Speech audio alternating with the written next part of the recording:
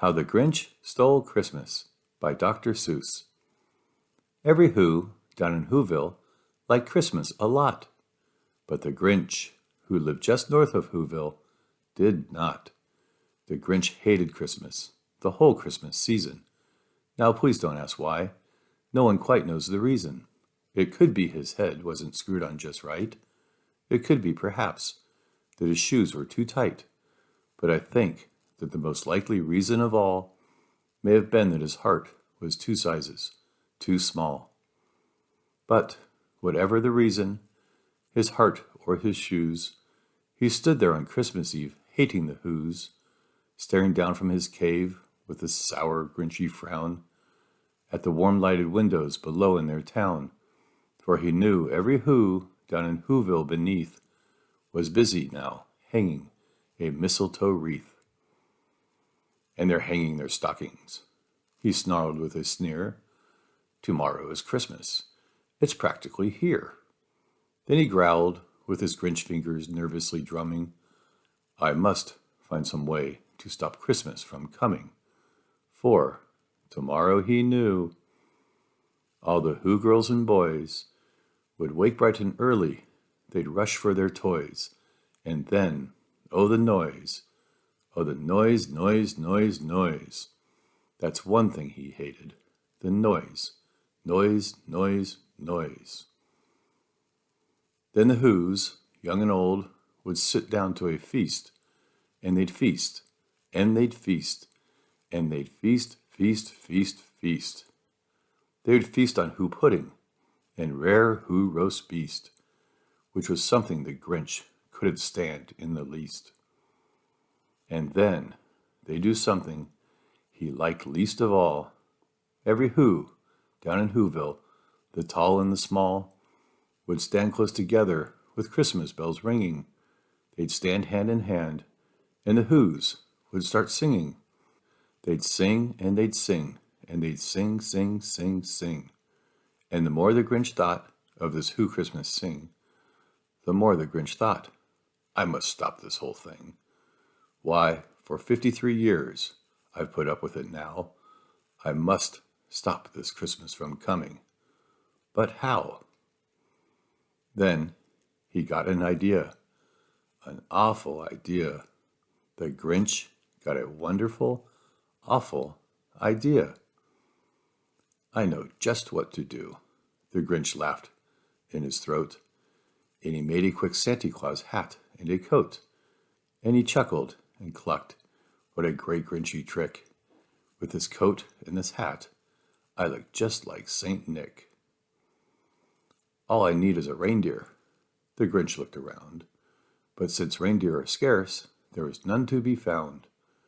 Did that stop the old Grinch? No. The Grinch simply said, if I can't find a reindeer, I'll make one instead. So he called his dog Max.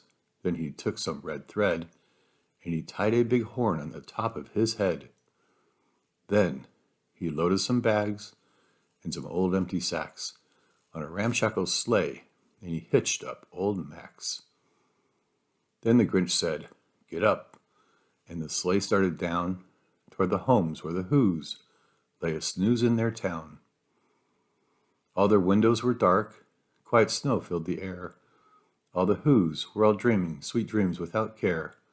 When he came to the first little house on the square, this is stop number 1, the old Grinchy Claus hissed, and he climbed to the roof, empty bags in his fist. Then he slid down the chimney, a rather tight pinch, but if Santa could do it, then so could the Grinch. He got stuck only once for a moment or two, then he stuck his head out of the fireplace flue, where the little Who stockings all hung in a row. These stockings, he grinned, are the first things to go.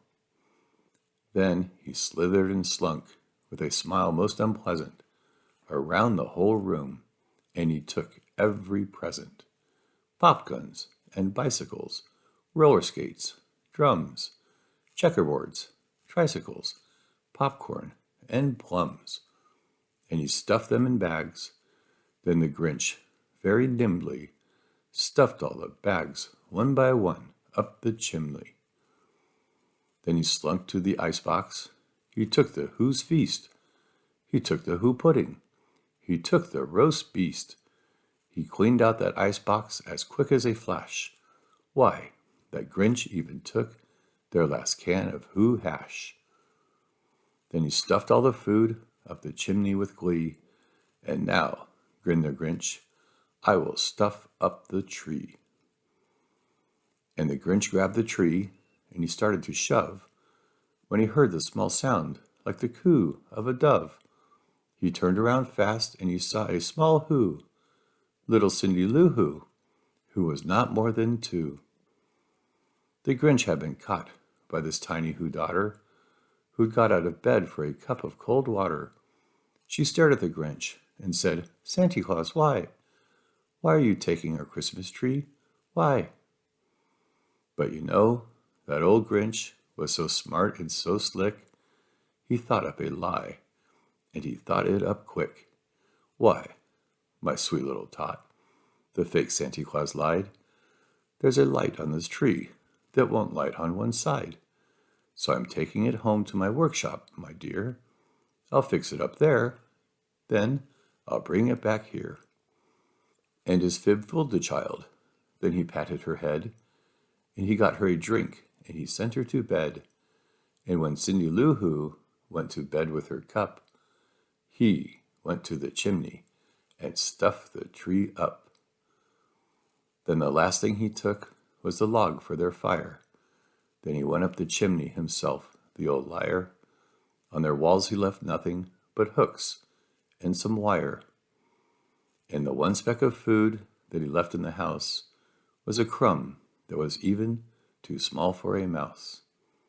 Then he did the same thing to the other Who's houses, leaving crumbs much too small for the other Who's mouses.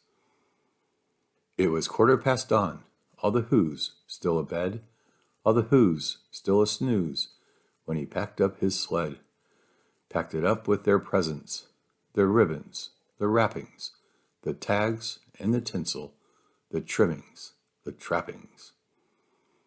3,000 feet up the side of Mount Crumpet, he rode with his load to the tip-top to dump it.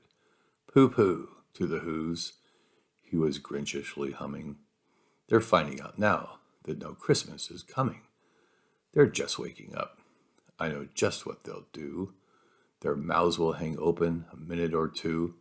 Then the Who's down in Whoville will all cry boo-hoo. That's a noise, grinned the Grinch, that I simply must hear. So he paused, and the Grinch put his hand to his ear. And he did hear a sound rising over the snow. It started in low. Then it started to grow. But the sound wasn't sad. Why, the sound sounded merry. It couldn't be so. But it was merry. Very. He stared down at Whoville. The Grinch popped his eyes. Then he shook. What he saw was a shocking surprise. Every Who down in Whoville, the tall and the small, was singing, without any presents at all. He hadn't stopped Christmas from coming. It came. Somehow or other, it came just the same. And the Grinch, with his Grinch feet ice cold in the snow, stood puzzling and puzzling. How could it be so? It came without ribbons. It came without tags. It came without packages, boxes, or bags. And he puzzled 3 hours till his puzzler was sore. Then the Grinch thought of something he hadn't before. Maybe Christmas, he thought, doesn't come from a store. Maybe Christmas, perhaps, means a little bit more. And what happened then? Well, in Whoville they say that the Grinch's small heart grew 3 sizes that day, and the minute his heart didn't feel quite so tight, he whizzed with his load through the bright morning light, and he brought back the toys and the food for the feast, and he himself, the Grinch, carved the roast beast. The end. Thanks for watching. Please subscribe And please don't miss our other Christmas stories. Have a great Christmas. Bye-bye.